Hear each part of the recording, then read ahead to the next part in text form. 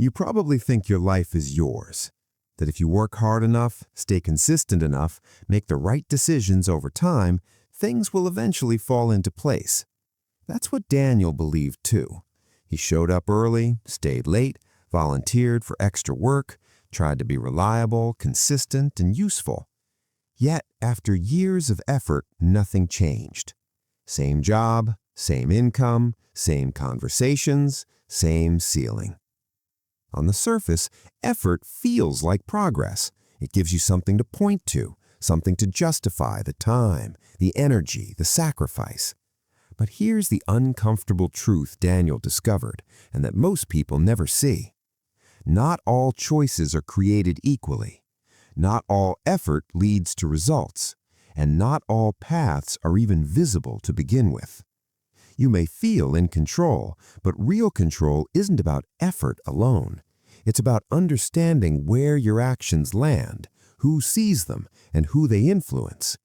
Effort gives comfort, it gives meaning, but it does not guarantee impact. The question isn't how hard you're working, it's where your work lands. Daniel wasn't lazy. In fact, he was the opposite.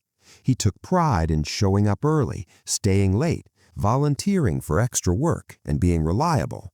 For a while, that gave him a sense of control. Because effort feels like progress, it gives something tangible to justify sacrifice. And yet, nothing changed. Same job, same income, same conversations, same ceiling. For 3 years. Not because he lacked discipline, not because he wasn't capable, but because something else was happening underneath all that effort, something invisible. Every day, Daniel worked on reports, not simple ones, detailed breakdowns, data analysis, performance tracking, operational insights. He checked everything twice, clean structure, clear logic. Still, a quiet frustration grew. His work seemed invisible. No one thanked him, no one referenced it. Pride turned slowly into doubt. He asked himself, if my work is good, why is it unseen? Why does excellence feel like silence? And when he was done, he sent the reports to his manager. And that was it. No feedback, no real discussion, no visible impact. At first, he assumed that was normal. Then he assumed he needed to improve, so he did. He worked longer hours, added more detail, tried to anticipate questions before they were asked. And yet, the outcome stayed exactly the same. Because Daniel's work wasn't failing, it was disappearing. Inside the company, a hidden structure existed, not written down, not explained in onboarding, not discussed openly. And yet, it governed everything. Some work moved upward, reached decision-makers, shaped outcomes, created opportunities. Other work stopped, filtered, compressed, summarized, or ignored entirely. Daniel's work belonged to the second category, not because it was bad, but because of where it sat in the system. Same effort, different outcome, not due to quality, but due to positioning. Think of it like water flowing through pipes. No matter how much you pour, it only reaches the destination if the channel is open. That's how systems operate. Most people never notice the blockages until it's too late. One week, something small changed. His manager was out. Daniel was asked to present his report himself. 10 minutes. No preparation for visibility, no strategy, just circumstance. And yet, that moment changed everything. For the first time, his work reached the people who actually made decisions, not through a filter, not through someone else's summary, directly. The reaction was immediate. Questions, interest, follow-ups, engagement. Not because the work was new, but because it was finally in the right place. Once you see this pattern, you can't unsee it. Now take that same pattern and look at your phone. Every time you open it, it feels like choice. You scroll, you click, you watch, and it feels natural, unforced. And yet, you're not choosing from everything. You're choosing from what's shown to you. And what's shown is selected, not randomly, not neutrally, but by a system trained to keep your attention. The same principle exists in markets, social influence, content, and business funnels. What you see and who sees you is always controlled by hidden mechanics. Recognize it, and you can begin to work with the system rather than against it. Every scroll, pause, and click feeds the system. Over time, it builds a model, not of people in general, but of you. Then it adjusts, not once, continuously. So what you see tomorrow is shaped by what you did today, and what you believe slowly aligns with what you're repeatedly shown. Two people on the same platform can experience completely different realities. Same app, same features, different outputs. That's not coincidence, that's system design. Systems don't reward effort equally. They reward visibility, leverage, and positioning. And the people who understand this stop competing the same way. They don't just improve effort, they improve placement. They move closer to decision-making, distribution, and attention, because that's where outcomes change.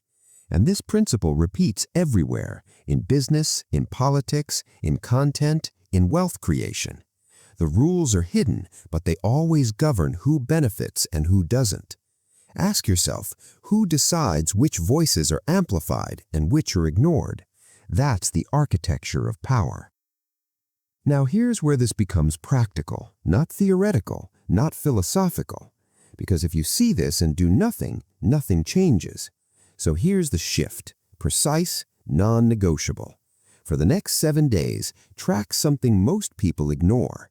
Not your effort, not your time, your flow of impact. Every meaningful thing you do, ask 3 questions. Where does this go? Who actually sees this? And what happens after I finish it?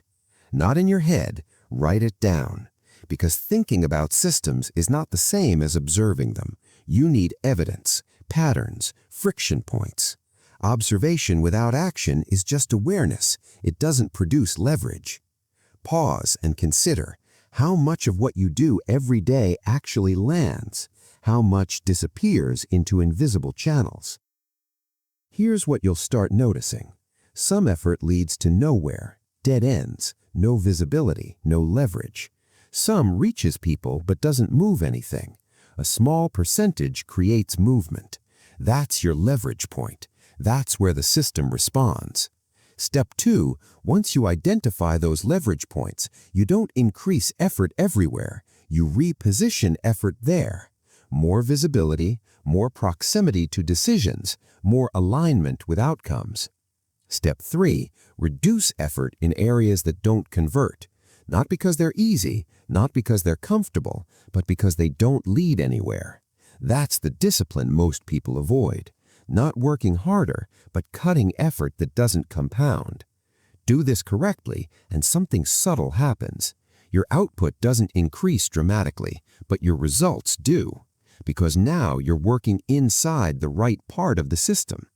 Once you see how systems work, you stop measuring effort and start measuring flow, position, and leverage. That's the difference between people who stay stuck and people who move consistently.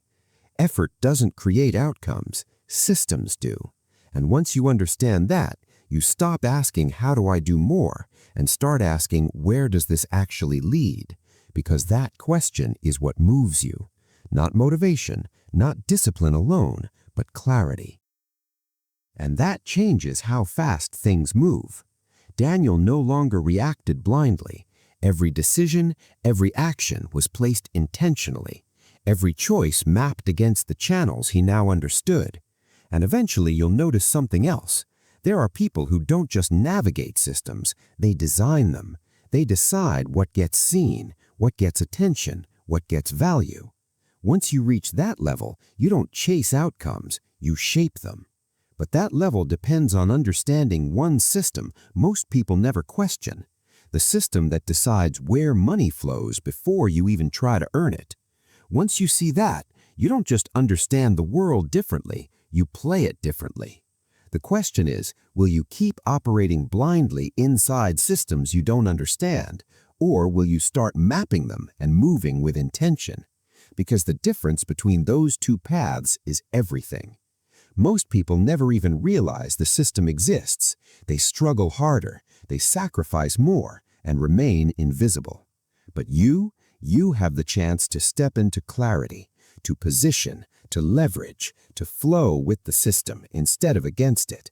And that is the difference between participation and mastery. Pause, reflect. Where will your next action land?